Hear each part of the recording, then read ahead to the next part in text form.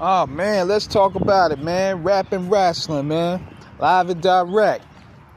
So, I want to ask you guys this. Whatever happened to Ken Shamrock? And why the WWE never acknowledges him? Because I remember when Ken Shamrock made his debut, they were making this like a big deal.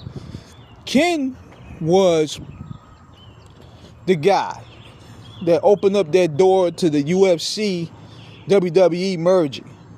Now, granted, Kurt Angle and Taz, those guys were more so considered wrestlers.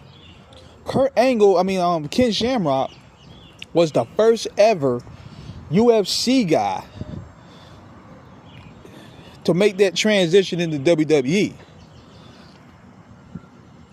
And I'm thinking there were some things that he had against him already. Number one, he was a Bret Hart guy. Number two, he didn't have the mic skills, so his promos were indeed bad. But Ken had an aggressive moveset. He brought that realism to the WWE. He made up for it in a lot of ways. Like watching his matches with Vader and watching his matches with The Rock, Stone Cold, Bret. Like, he had some great matches. It depended on who can work with him.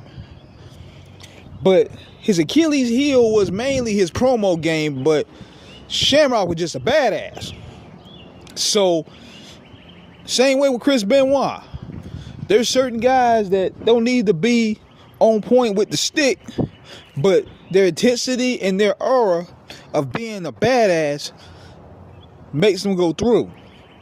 So, after the screw job, he gets a title shot with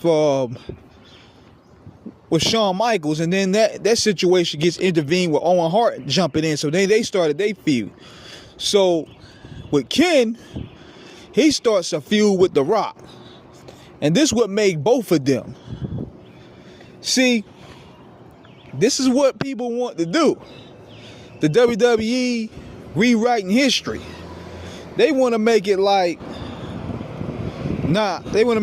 Triple H and The Rock's ladder match made The Rock. No. It was Ken Shamrock's feud with The Rock that made The Rock. What was one of the main moments that you remember with that feud? When The Rock cold cocked Ken Shamrock right in the skull with that chair. He took a mean one. And then they had their feud going into the King of the Ring. So it was that chair shot that made The Rock. Now, granted, he was doing some heel work, but that chair shot right there, that what made The Rock a player. When he hit Ken Shamrock in the head. So after that, Ken Shamrock wins the King of the Ring. I personally would have wanted Ron Simmons to win the King of the Ring, but Ken still had momentum.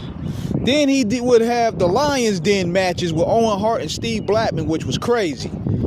So Ken brought that intensity, he brought that realism to the WWE. Then in 1999, his booking started getting strange. They turned him heel. He aligned himself with the corporation. He was an enforcer with the big boss man and testing on them. It kind of took away a lot of his momentum. So he turns back babyface and he gets into a feud with Val Venus over his sister, which was, I don't know if this was his sister or not. It was a girl named, but I think her name was Ryan Shamrock or something. And after that, he just disappears. We ain't seen this motherfucker since. We ain't seen him at no Hall of Fame. We ain't seen him in no video games. We ain't seen no appearances. They don't even mention Ken Shamrock. You know what I'm saying? They don't mention nothing of this guy. And I want to know what it is. People always talk about the WWE blacklisting Luger and they blacklisted Savage. We understood kind of ways of the why in a way. But with this Ken Shamrock thing, I do not understand. So if anybody in the comments that's chiming in on this, let me know what it is, because that's just odd. Triple H don't even acknowledge Ken Shamrock in the new generation. Like, what happened? Did he put the ankle lock on Stephanie? I mean, let me know, man. Let me know in the comments section. This is King Eric. Holla.